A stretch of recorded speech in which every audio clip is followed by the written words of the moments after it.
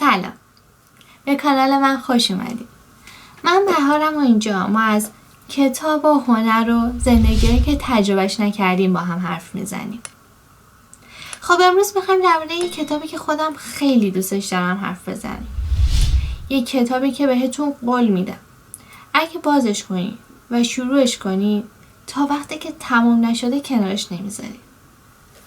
اون کتابی نیست جز لاله سیاه. یه قلم روون، جذاب، یه داستان پرکشش و هیجان انگیز. خب باید بگم که این کتاب نوشته الکساندر دوما هستش، یه نویسنده فرانسوی متولد 1802 و خب اگه خوندین که میدونین دارم راجع به چی حرف میزنم. اگه نخوندین با این توصیفاتی که تا الان کردم نمیدونم واقعا تا الان قانع نشدی که بری بخونیش. خب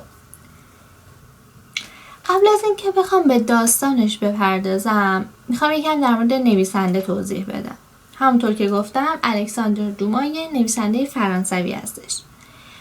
اون یکی از پیشگامان مکتب رمانتیسمه و یه نمایشنامه نویس و رمان نویس تاریخی نویسه که از قضا رمان لاله سیاه هم یکی از اون رمان‌های تاریخی هستش که نوشته. خب حالا داستان از کجا شروع میشه؟ داستان دقیقاً با یه رویداد تاریخی شروع میشه. چه رویدادی؟ یه رویدادی که توی سال 1672 توی هلند اتفاق میفته. یه رویداد دردناکی که توی تاریخ ثبت شده.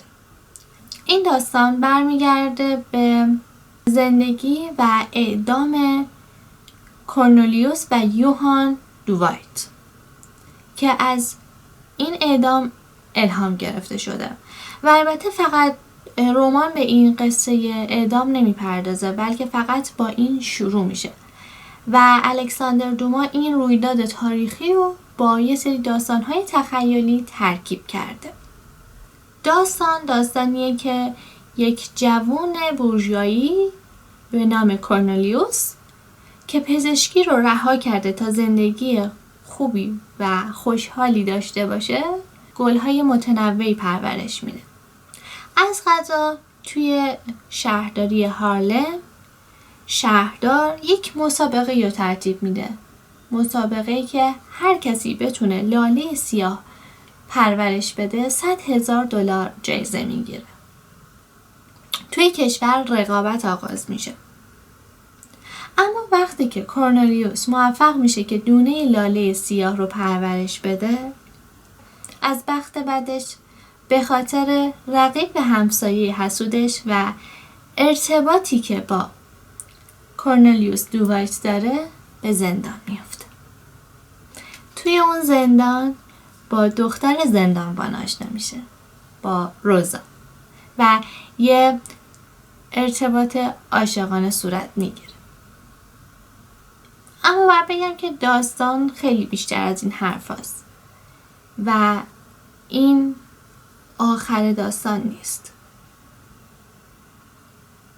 کورنلیوس توی زندان هم اون لاله های سیاه رو پرورش میده.